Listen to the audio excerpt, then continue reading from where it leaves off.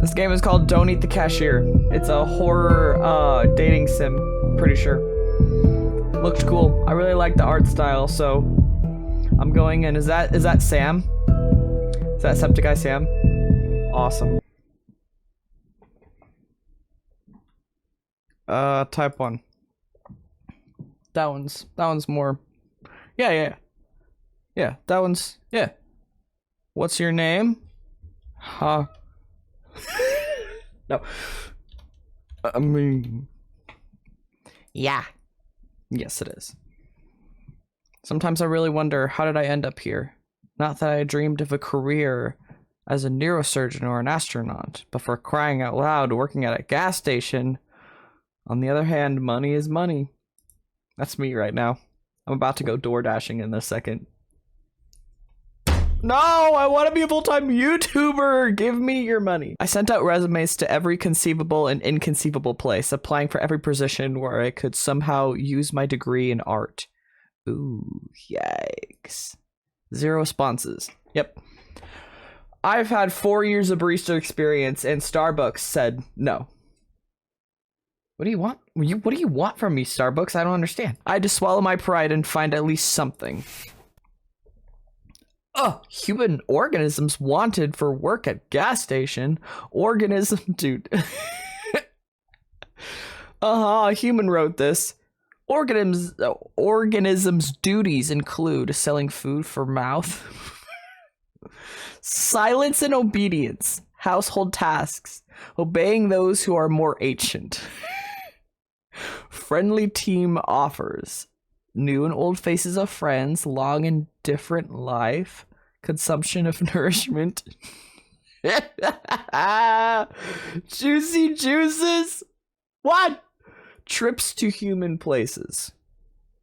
This is fun. I like consumption of nourishment. That's my favorite. I found this note stuck to the glass of the bus stop. Food for mouth, seriously? This guy's got a style of his own. Apparently the manager is just an eccentric dude, or is this their new marketing tactic to grab attention? Whatever. People often told me that I have my quirks too, and that's even if they haven't seen my fursuit. I don't know what you're talking about. I don't have a fursuit. What do you mean I'm a furry? I'm not a furry. Well, whatever. As long as he's not a complete jerk, he'll hit me. Who'll hit on me or make me scrub the floors with a toothbrush.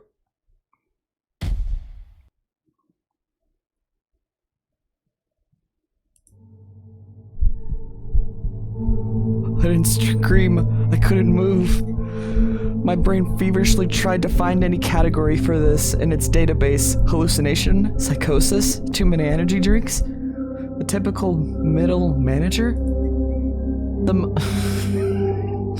The monster from my nightmares stirred. Its tentacles crept closer to the counter. My God. The creature made a sound, not from a mouth. It had none. The sound emanated from deep within its bulk, hollow, profound, bone-shaking. Ooh, good writing.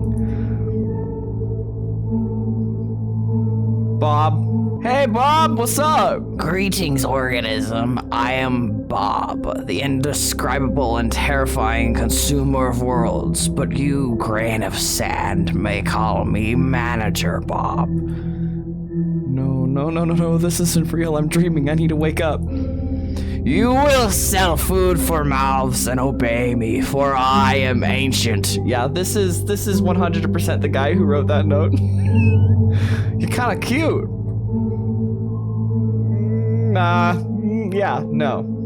Yeah. Memorize the rules of this establishment, for my patience is as limited as the salary I offer you. I like his little tie. I like your tie, Bob. Rule number 1, you sell, no matter what. Chicken food for the mouth, gremlin fuel, noodles made from cursed souls, lottery tickets for extra limb raffles, discount rot, ritual foil, everything must be sold. He points directly at me with that creepy, slimy tentacle. Do you like my sound effects? I didn't. So I'm gonna go jump off a cliff. Every miserable unit of currency brings me closer to my triumphant exit from this pitiful hole. I pinched myself, but I didn't wake up. Rule number 2, be polite to customers. Ignore bald spots in werewolf fur and watch out for the drafts when ectoplasmic energetic entities are in the store. Okay. What? But don't let them get too bold. Customers are just walking containers for currency, and they should only pay in monetary units. Oh, it's the visitor. Is that what his name is? The guy from, you know? Payment in existential dread or hair of the dead is not accepted. Many of them come here just to chat because they are idle and purposeless organisms. Your task is to make them part with their currency anyway.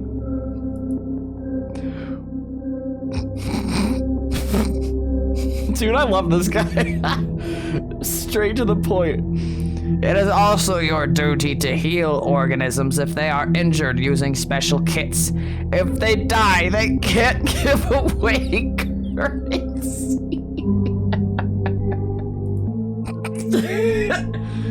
Werewolves, ectoplasmic entities, what the hell are you anyway? No, I'm not gonna say that to my boss. Excuse me, dear sir. You seem to have mentioned werewolves and ectoplasm? My voice is as polite as possible. I managed to compress my primal screaming panic into a tight ball and shove it deep down. Werewolves? And that's not to mention that you yourself are a gigantic meatball with tentacles, damn you.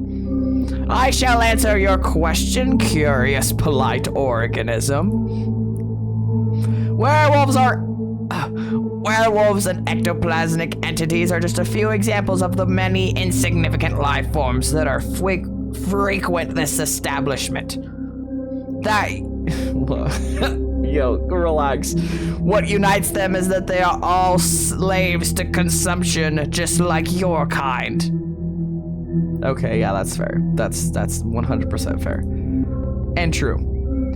As for my nature, I am your immediate supervisor and the guarantor of your future financial prosperity. I'm at a gas station for monsters. I got a job with Cthulhu for my minimum. I got a job with Cthulhu for my minimum wage. That's not Cthulhu. That's like some like eldritch. It's Hermaeus Mora. This is all you need to know. Terrible. No, only I decide what I need to know. Death. That choice is gonna bring me death. That is really what I need to know. I fear any more knowledge would surely drive me insane. For the first time, something resembling approval flickered across Bob's many-eyed face. A rare and unexpected display of the grains of wisdom that have not yet left the human species. Do you like that voice, or do you like the papyrus one? Embrace your ignorance. Let it become your shield and a direct path to the status of human employee of the month. I think I like the other one better. And what does the human employee of the month get? I have to work here for a whole month? What does human employee of the month get? A cash bonus of... I almost went to papyrus. Wait, I don't remember what the other one was. A cash bonus of 25 cents. Oh.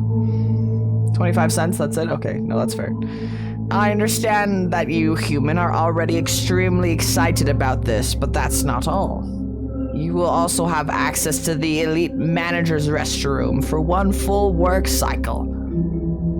During its use, there's only a 7% chance that you will be transported to a dimension of endless pain, suffering, and unimaginable torment. Truly generous, yep. He suddenly places a jar in front of me on the counter. Is that my tip jar? And the last rule, remember, organism, this tip container must be filled with money by the end of your wake cycle.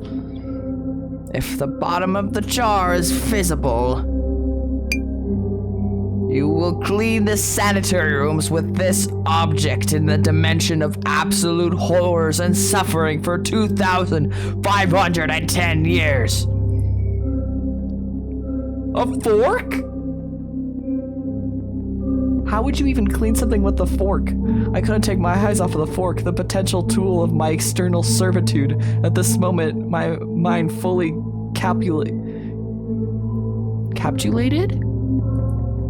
Yes, I was hired by a multi-eyed cosmic architect squid.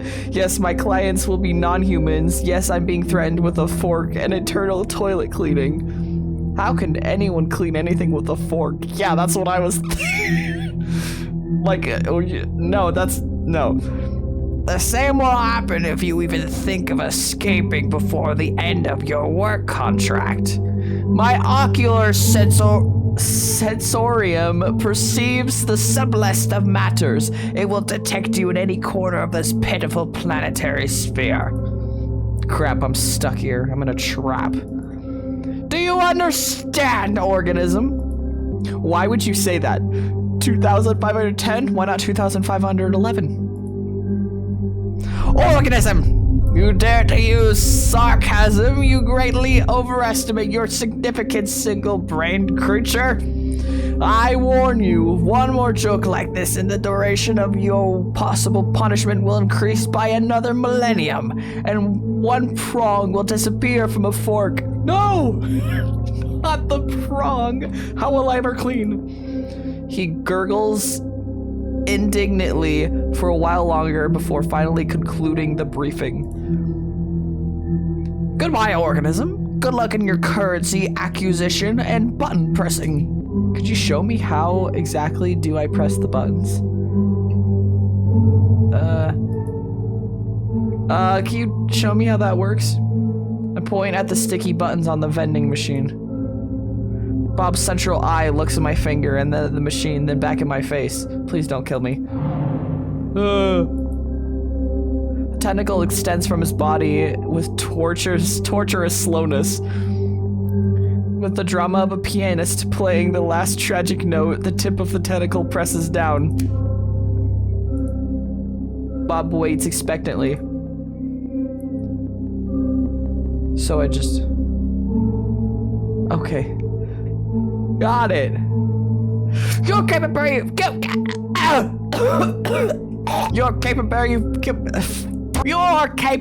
for learning is phenomenal. I don't understand. Okay. I was too scared to ask more. This concludes the briefing. Remain as polite an organism as you are, and no more inappropriate jokes. I would never. I didn't make an inappropriate joke.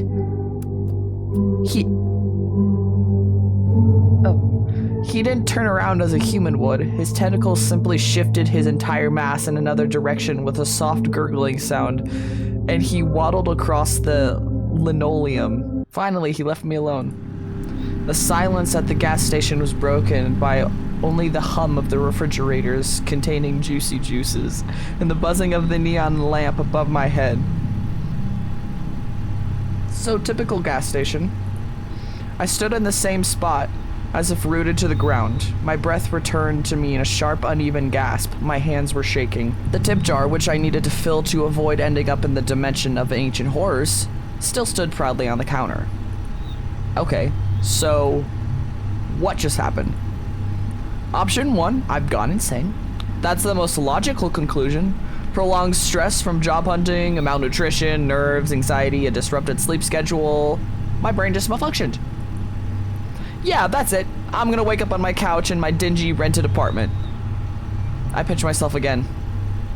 And nothing. I scanned the room once more. It smelled of gasoline and old coffee. It was still absurdly real. And that meant everything he said. It was all true. Werewolves, vampires, tips, the fork. Not the fork. A hysterical mix of laughter and a scream of terror welled up in my throat, but I held it back. I needed to get through this. I needed to... Oh no. Don't tell me that's the first customer. Hold on, I'm gonna save. Bells? What the hell? Is it the... Shit! Where the hell did this clown come from? Clown isn't a monster. He might be, though. That's not a clown, that's a jester. Those are two very different things. It took great effort not to look away from those red eyes burning in the pitch black darkness. Is he amused? Is he wondering if I'm tasty? Bob didn't exactly give any guarantee that I wouldn't get devoured at work. Don't eat the cashier! My brain, still recovering from the encounter with Bob, was frantically trying to figure out how to break the ringing silence. You can't just appear with the sound of a creepy piano, sir. Oh, that's good.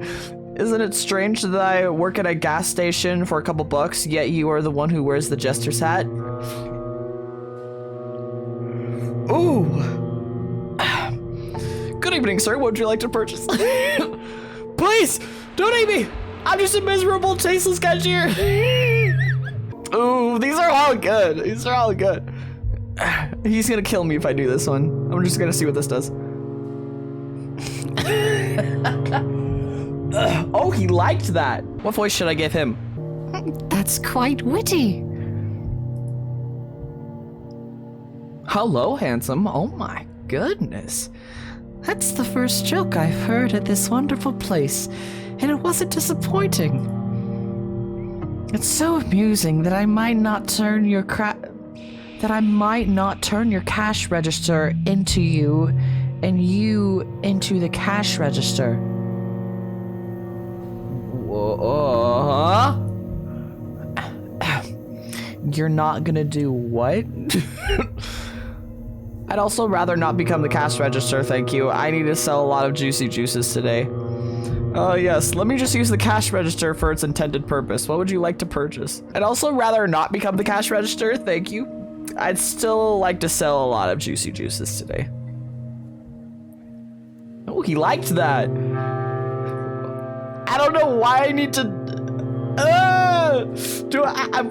my people pleaser instincts are coming out. And even in the face of existential transformation, you're still talking about your duty.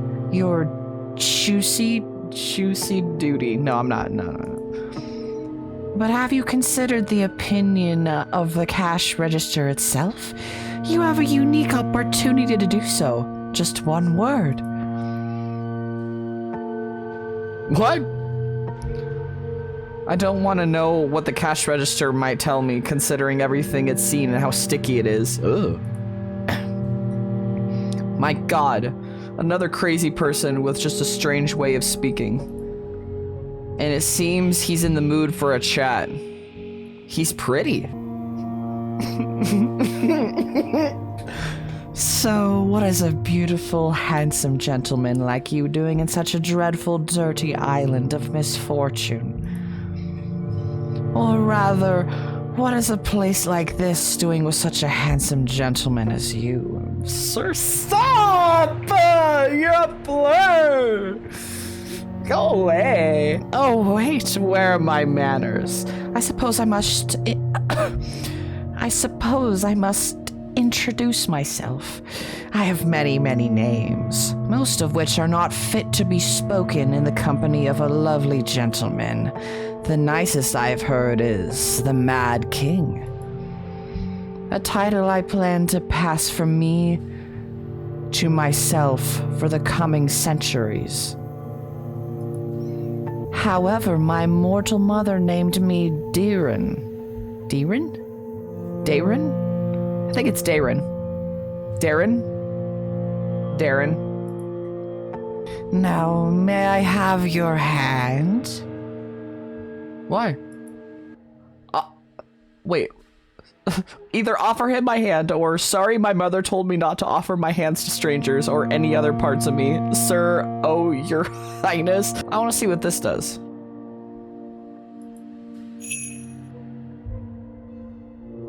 he suddenly bows his head and presses his lips to my knuckles. How sweet. Meeting you is truly a pleasure. His lips are cold, yet a ghostly warmth spreads across my skin. So here I am, dealing with a real gentleman. How lovely. Or a king, as he calls himself. Of all the kings and emperors locked in their soft chambers, this one has probably found a way to escape. May I know your name? I don't immediately realize he's asking me a question, still in a daze from that gentlemanly kiss. My name is Harmony. I'm also a king of the gas station. Just don't. My name is Harmony, sir. I refuse to reveal my true name. Demons always do terrible things with them. My name is Harmony, but my friends call me Big D, or they would if I had any. Do not fucking say that, Jesus Christ. You like that? A king, your majesty. Forgive my outrageous ignorance. I did not recognize the sovereign of this noble kingdom of oil and discounted juicy drinks. Jesus, he's pretty. God. You are a king with a wonderful sense of humor, as am I. There's nothing better for subjects than rulers who appreciate a good joke. Many believe that absolute power makes a ruler's sense of humor more sadistic. But as far as I'm concerned, they just never had a good, entertaining time impaling people. I humbly bow before you, your majesty of the midnight shift. Sorry I didn't send envoys ahead. Apologies are accepted. You'll have to be escorted out of the kingdom. About our selection, should I be like actually trying to sell him something? He doesn't seem interested in buying anything. Dude, I want to do this one so bad. I grant you my royal pardon. A pardon from the lips of the king himself. How my wounded soul rejoices. I am redeemed, reborn in the light of your mercy. This act of mercy will be sung by the poets of my realm, those who can still rhyme rather than just wallow in alcoholic oblivion. Good Lord. You know, my company has an especially interesting effect on the artistic types, as I've discovered. Nothing surprising there. It seems I've gone mad myself. We're halfway there. Maybe it happened around the time I decided to become an artist. Yes, it did. I'm indeed exchanging silly jokes with some mysterious toothy entity as if it's nothing. He's not that toothy. An entity that kissed my hand. Maybe I should just adapt to this new profession. Maybe I just adapted to this new profession really quickly. Or perhaps I had a stash of nerves of steel in a bag. A stash of nerves of steel in a bag. Okay. I can't shake the feeling, though, that this clown is about to explode himself. Or blow me up. He's not a clown, he's a jester. I feel like my brain is turning to jelly. And I don't understand when we'll finally get to the point. Wait, what? Actually, it's not all that bad? What does that mean? Maybe I've just been spoiled by all those mangas about sinister and tragic monsters. Though the only tragic thing about this client so far is that his tragic unwillingness to buy my discount rot. He's so cute! So let's finally get to the purpose of my visit. Finally. It's completely unknown to me. Oh, for crying out loud. There's nothing interesting in the assortment of this pathetic shack, except for you, so I'm buying your time. Let's have dinner. I'm sure you must be hungry. Sir, you are very forward. Oh no. Allow me to create a more pleasant atmosphere for us. What? I'm shivering from a gust of icy wind. He just teleported half of my gas station to a radioactive dump. Or a radioactive dump to my gas station. Praise the goat mother?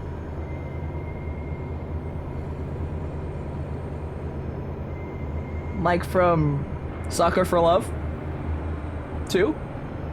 A Date to Die For? That goat mother? And the jar is gone! My freaking jar! Ah! Put it back the way it was! And the jar! Looks like my rental apartment, but it seems to smell less now. Ooh. What a wonderful place for dinner. Radioactive cockroaches on the menu. Both of these are good. This one's... Looks like my rental apartment, but it seems to smell less now. My dear, I suspect your life hasn't been easy. But was it really that bad? Don't worry, I won't abandon a lord in distress.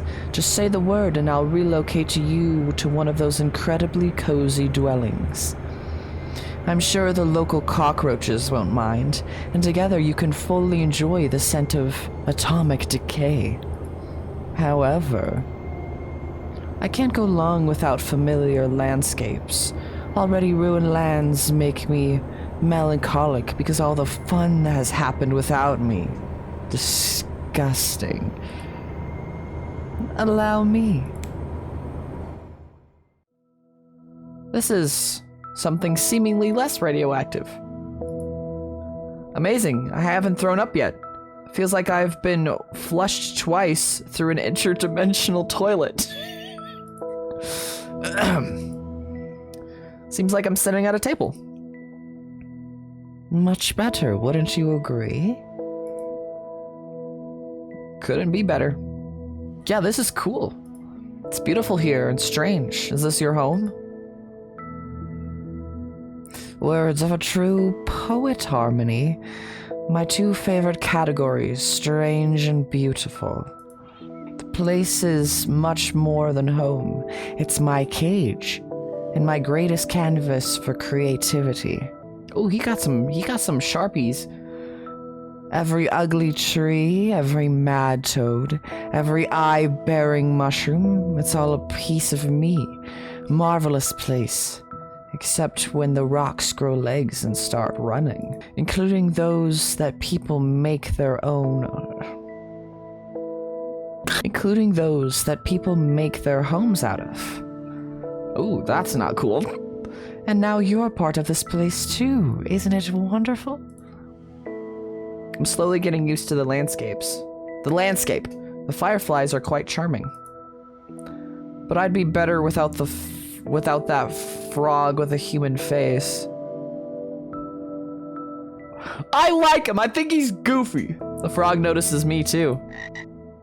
It lets out a sad croak and then looks at me with an expression of deep existential despair.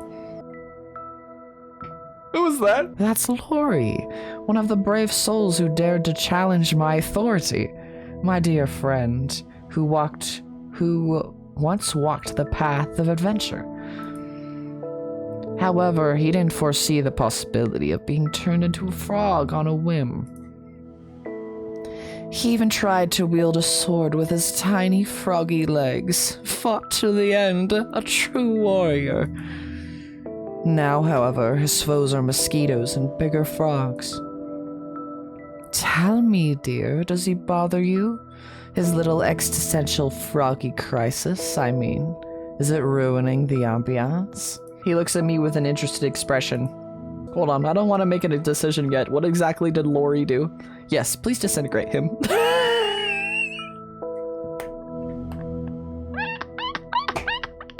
Can you remove him gently? He suffered enough. I don't mind Lori, or no, I want him to watch.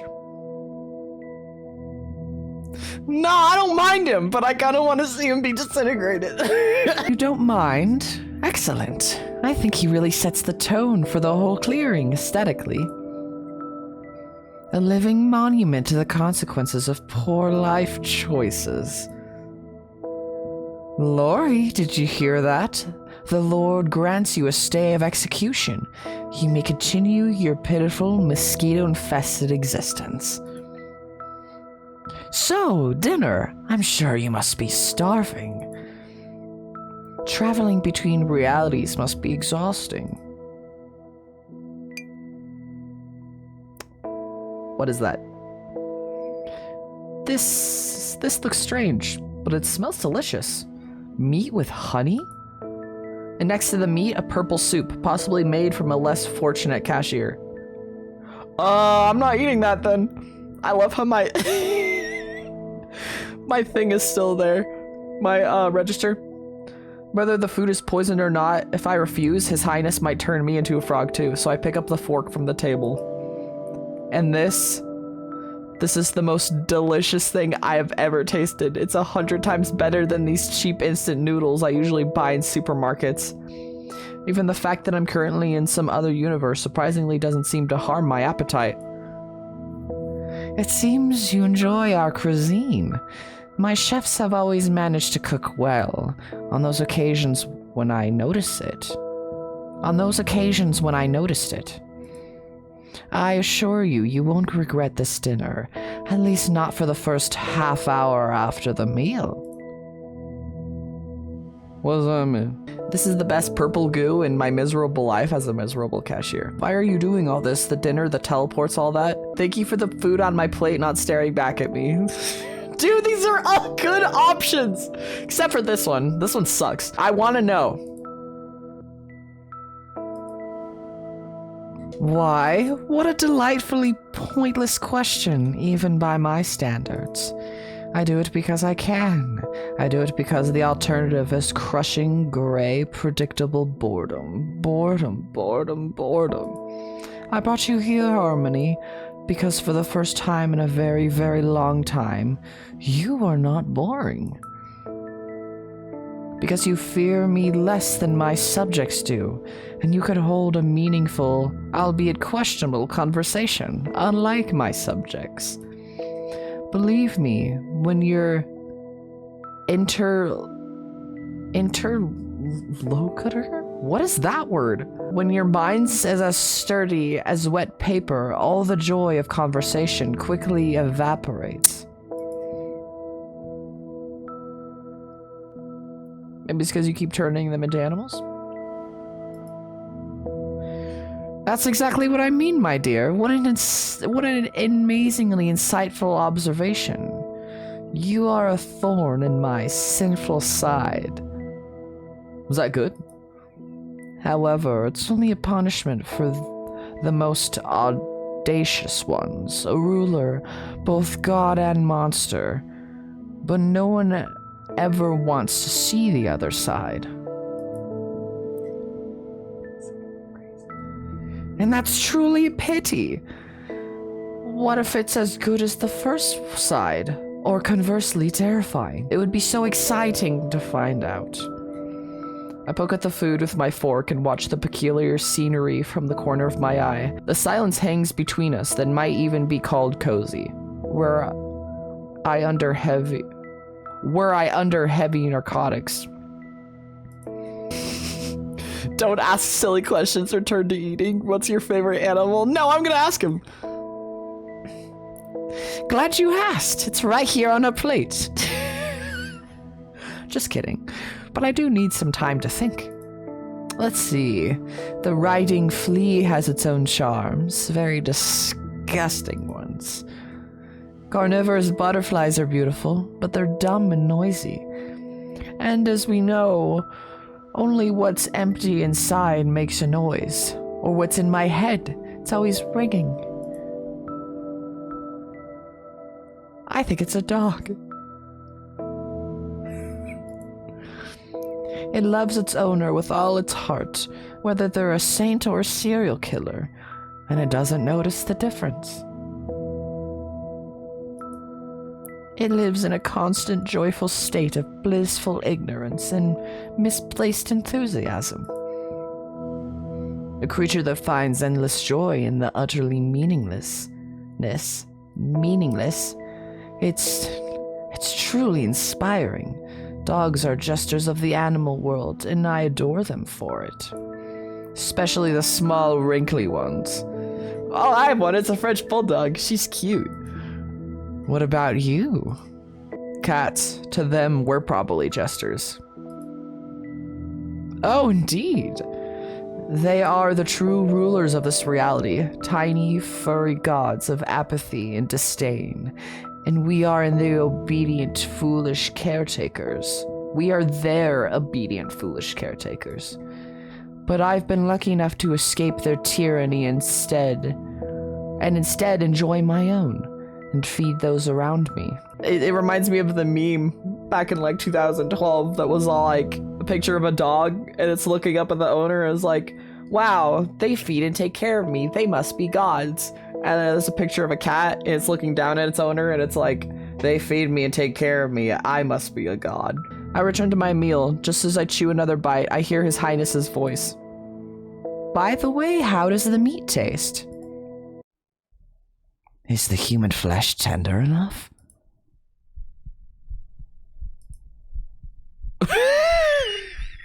Why the hell is there human flesh on my plate? Swallow with difficulty. Yes, thank you. Quite tender. Not as tasty as the one I had the day before yesterday. I chew while looking him in the eye. You're the law here? I feel like he might like this one better. Just kidding. A good thing I saved. I meet his gaze slowly and with all authority, place a piece of meat in my mouth and begin to chew without breaking eye contact. I can't remember ever seeing someone so shocked in my life. His mad grin vanishes, his eyes widen, and even his own fork freezes halfway to his mouth. For one precious, glorious, sweet moment, the Lord of Chaos is completely and utterly baffled. My dear, you are a true treasure. Okay, he did like it. You didn't just call my bluff. You raised the stakes to the sky. No, it's certainly not human.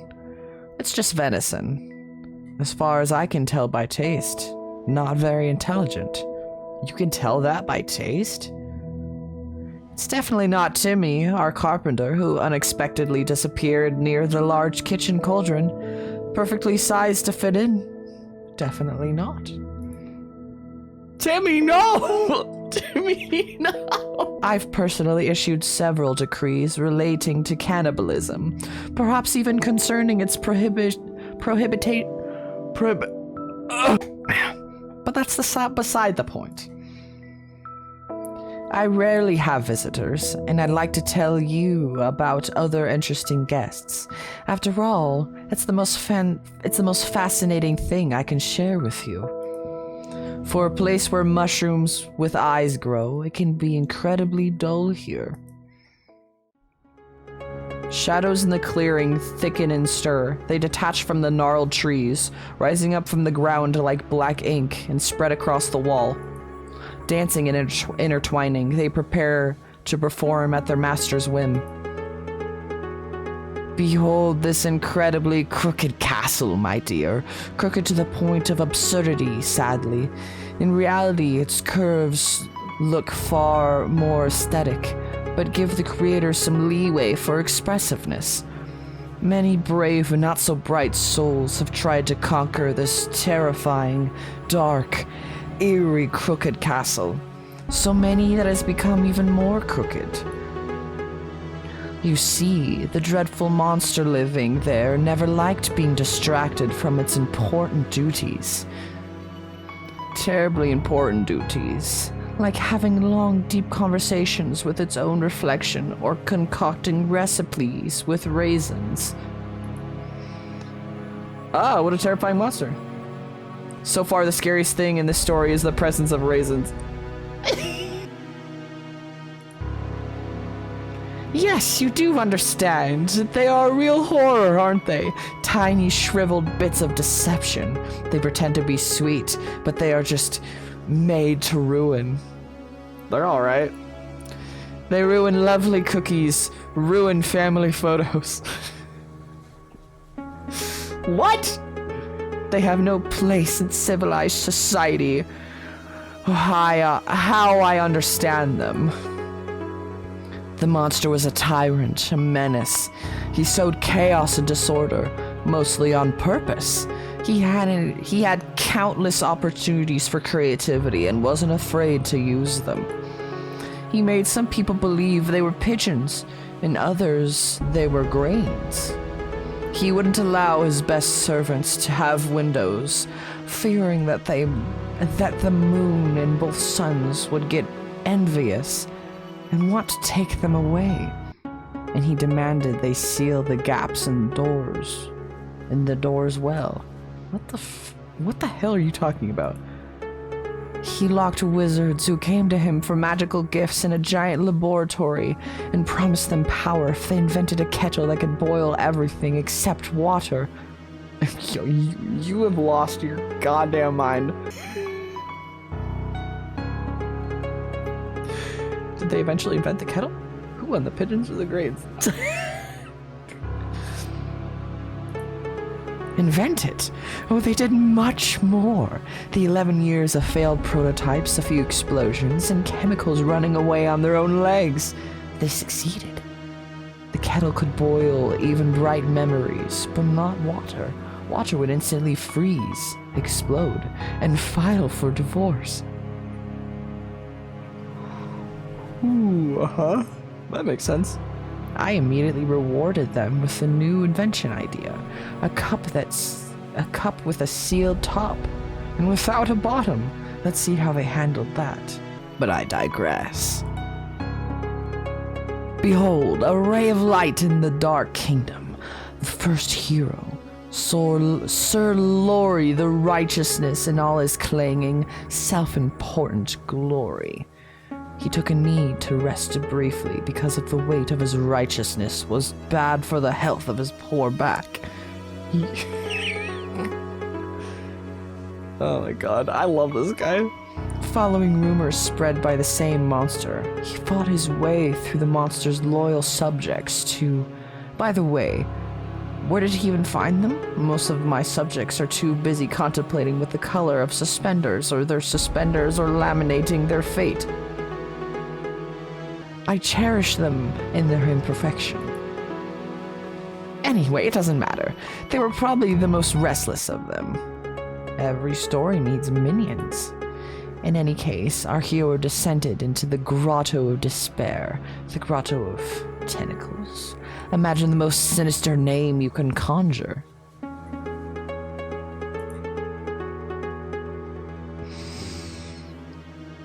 The Grotto of my parents' disappointment in me, the Grotto of kidney stones.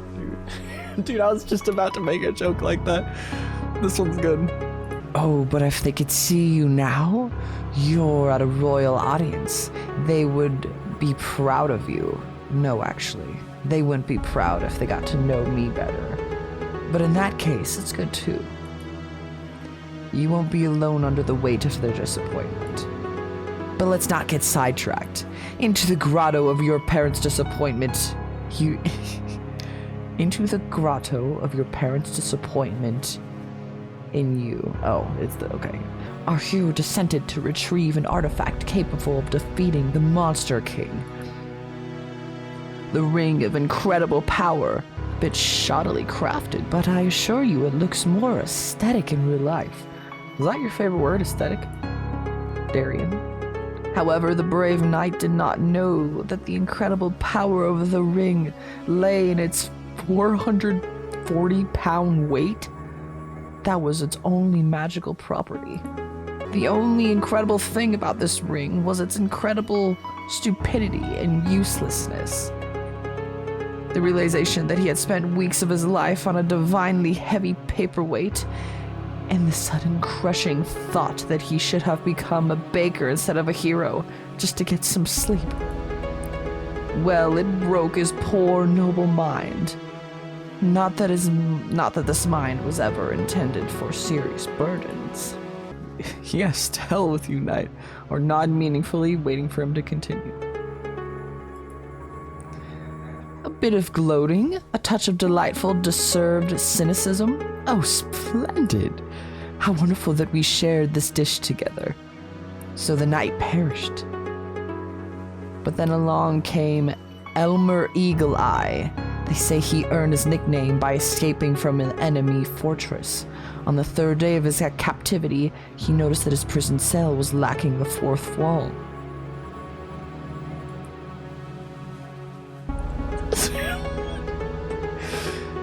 An archer of legendary skill who tried to kill me with precise shot, constantly, during breakfast, while bathing, at balls, during sleep, and even while I was devising a plan to get rid of him. The audacity. I hate just killing them. Turning them into madmen is much more fun. And I bestowed a little curse upon the elf as well. I made it so that every time he drew his bowstring, he'd hear the most annoying melody to his ears. It's the meme! Elmer was a terrible racist. What? He hated dwarves. So naturally, the melody became the national anthem of the dwarves, played in a loop by a bagpipe orchestra. The pure rage it provoked derailed his aim every time. Eventually, he stormed the castle, dropping his bow, and begged for a job at my court in exchange for changing the song to anything else. He was desperate, and I was a villain. Everything aligned incredibly well. Now he's my royal huntsman. The dwarf march is replaced with a lively elven sea shanty, and let no one dare accuse me of being callous and heartless. Now he has a salary, good food, clothing, entertainment, and a full guarantee of non-dismemberment. You missed the opportunity to change his dwarf national anthem to the dwarf serenades. Harmony, where were you before? Horse odes and comparisons to long stylicities? Endless rhyme verses about the shine of a beloved's beard. You are making no sense, my guy. It's a refined, devilish thing. Why didn't I think of it myself?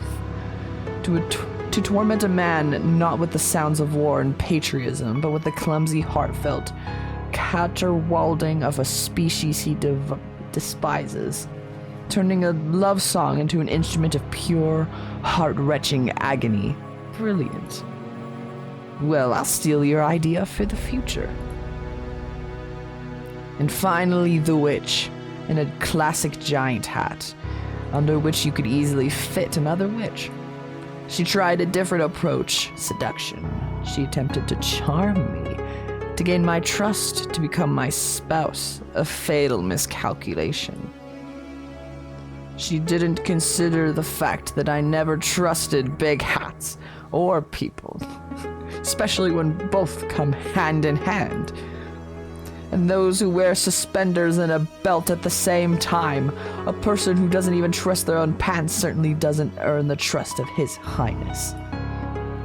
People wear belt and suspenders at the same time? Why did you do that? Then again, I don't trust His Highness either. I don't trust myself, especially the left side of my brain, especially on Thursdays. But back to hats. You are...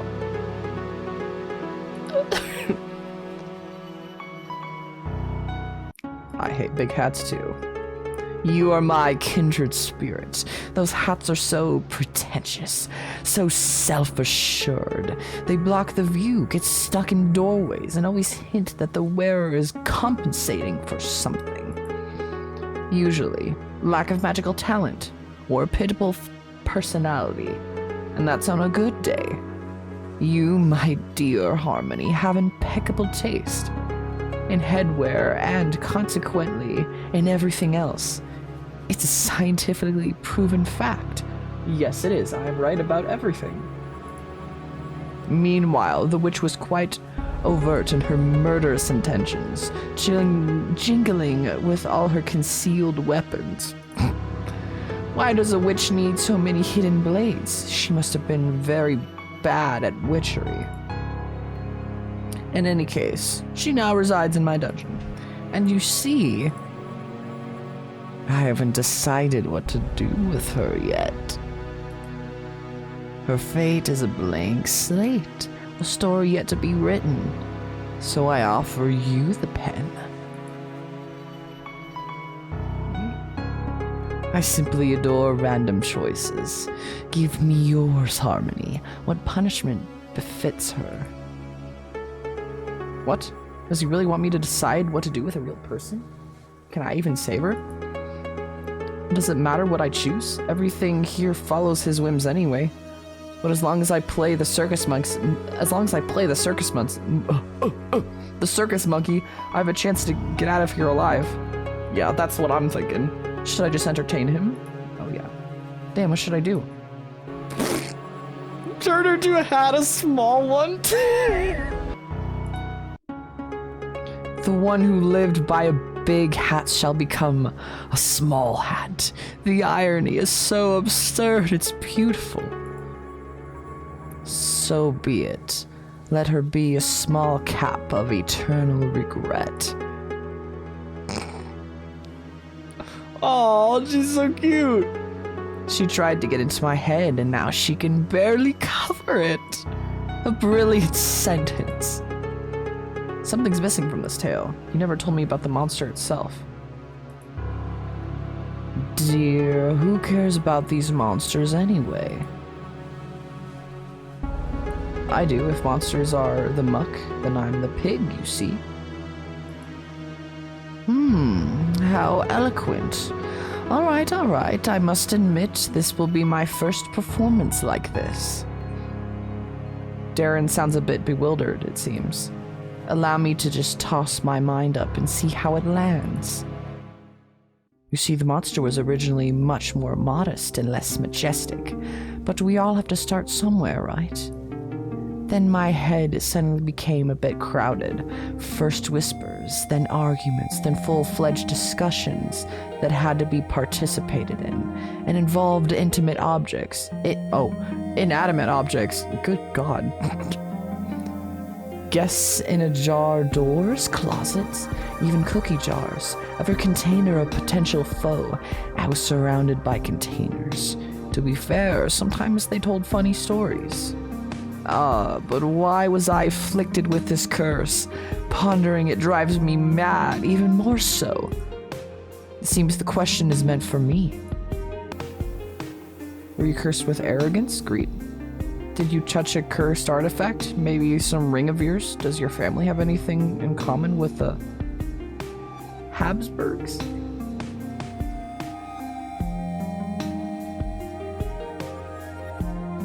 Such a harsh punishment for a simple character flaw like arrogance? If that were the case, all kings, nobles, and egotistical merchants in history would be painting the walls with... Pardon me. I can't finish that in front of a gentleman. In any case, there wouldn't be enough walls for everyone. What? My affliction is much more mundane, far less deserved, which makes it all the more amusing. It's all about rotten blood, too pure, I beg your pardon. My great-grandfather issued a decree forbidding death from an old age, and a distant aunt believed in a colony of sentient mold was living in her walls, claiming her inheritance. My brain is melting, but I always thought I would be spared this fate. I had to be temporarily isolated to avoid embarrassing guests at royal balls with the young prince pointing at the noble lords and saying, "Haha, the gnomes finally got out from under my bed." What a misfortune for the entire family, except for those in line for the throne before me. My death would have solved many problems for my family, and indeed many of my own problems too. I made a decision. We made it, to be precise. There was already a whole council of us by then. I don't know what you're talking about. However, Chaos had other plans. A god, a goddess, a cosmic a cosmic error. I don't know. Something ancient and terribly bored found itself a new source of entertainment. It offered me a throne, my own corner of reality to rule, where the fragments of my mind would become the laws of the land. No more restrictions, or pants for my subjects if I wished. My subjects at first, they disagreed, but they came to terms, where their minds changed to fit the new realities. And here I am. A dramatic silence ensues. Perhaps I am the first being to hear the story in the centuries of his existence. I must choose my next words carefully. Will you give me a tip? Which kind? No, I'm kidding. Whoa! Whoa! For real. For real. I really sympathize with you and all your multiple personalities. Oh, is that what it is? I mean, he did say that he had, like, voices in his head. Is that what that... So you're still in a cage? It must be rather lonely here. How do you just lock a family member in a tower? It's unthinkable. Very easily, my dear. A royal legacy is a delicate, crystalline sculpture. And I was a crack in its foundation, in the shape of an indecent male organ. No wonder they covered me with a napkin.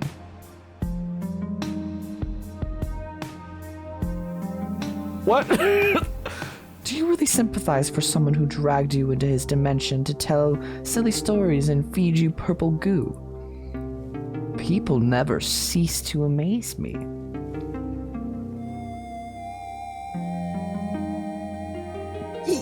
Following a strange impulse, I reach out to his hand resting on the table.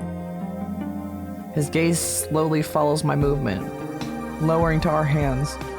This time, no commentary. Instead, his thumb begins to trace patterns on the back of my hand with surprising tenderness. That worked? Oh my god, I was scared! The shadows finally dissolved into nothingness. I just turned a living being into a hat, or rather, became the catalyst for it. I wonder what kind of nightmares are warranted in such a case. I'm afraid royal duties await me. Our time is up. I should send you back, Harmony. I rise from the chair.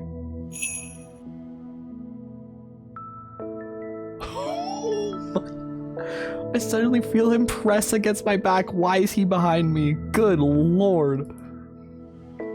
One of his hands grips just above the crook of my elbow, while the other gently rests under my chin, tilting my head back until my ear is just a couple centimeters from his lips. But don't think for a second that this is goodbye. It was merely an overture. His voice, usually so mocking and calm, now sounds eerily sinister. A cold thumb lightly strokes the line of my jaw. He's like cold to the touch. Interesting. I try to suppress a shiver. I'd be like,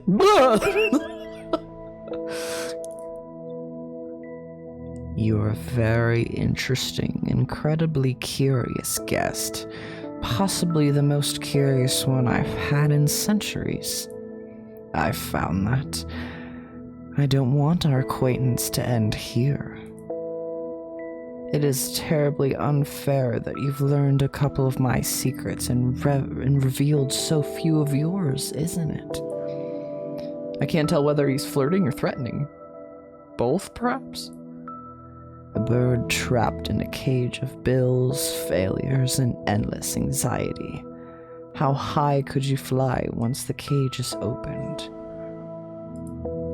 Your shift will end, the sun will rise, and you want to head home, perhaps on something more elegant than a bus, maybe in a carriage of polished bones. We will meet again, Harmony, very, very soon, and next time, I won't let you go so quickly. I squeeze my eyes shut. The light is blinding, even with my eyes closed. So unusual after all this darkness. The jar is full of money. It was all worth it. Greetings, organism. How is your work progressing? I see the first transaction was successful, acceptable. It still doesn't save you from the threat of cleaning sanitary facilities, but it's a wonderful starting point in your entire tiny life. Even more than successful, the client tried to fill the entire station with money. What? Probably due to the extreme affection for you, organism. Unfortunately, the terms of the intergalactic treaty do not allow such actions. Tips exceeding the amount set by the council by approximate. Oh. We're disintegrated, to my great regret. Oh. To my regret as well. So a mad god from another world likes me, in some sense. A mad god? Is he possibly Shigarath? He was giving Shigarath, but like a sexier version of Shigarath. Did I read that whole thing? The very first client sent me into another dimension and nearly turned me into a cash register. Work is going well, sir. Excellent! Maintain this level of productivity. You may be rewarded with an additional 5-minute feeding break for you if I can find food. Rejoice in my generosity. He's so cute. Continue working. I'm experiencing a positive emotional reaction. I am proud of you, and I will be even more prouder if you acquire even more currency. Your tactic of a jesting, carefree organism is clearly paying off. Goodbye, Mr. Manager. Your tentacles shine particularly beautifully this time of day. What the hell? Your comment regarding the shine of my appendages is noted, organism. Can I riz Bob? Is that a thing? I just did a little bit. The secret is a meticulous regime of polishing them with void Bib-Ox slime. Cool. Goodbye. He slaps across the floor to his office. Okay. As soon as Bob's rhythmic wet slaps fade away, a deep silence descends on the station. Okay. One moment I'm in a surreal forest, dining on purple goo with the mad god. A god who liked me so much that he offered me a ride back to his world in a carriage made of bones. The next moment I'm being praised by a multi-eyed, tentacled monster. Maybe these are all just my deathbed hallucinations. I'm going insane. Some part of me enjoys these mad adventures. God, give me back my bills, my noodles, my arguments with strangers on the internet. No, I like this. I'm an adrenaline junkie. Disgusting. Now I have to deal with that too. In the midst of my contemplation, terrifying sounds emanate from my boss's office. Unfair bills! Unacceptably large numbers! Of course. What else could upset him so much if not that? Steps, another visitor. We'll see who this is first, and then we'll end the episode. This one decided to come in through the door for a change. Did Darren not come through the door? Oh yeah, he just kind of like... He seems unwell. I hope he doesn't knock over my shelves of shampoo with jojoba oil and delicate lilies on his way. Ooh. He's not just unwell, he looks like hell, literally. All the skin on his left side is torn off, from his jaw to his temple. Ooh, yeah, that's not good. I swallow nervously.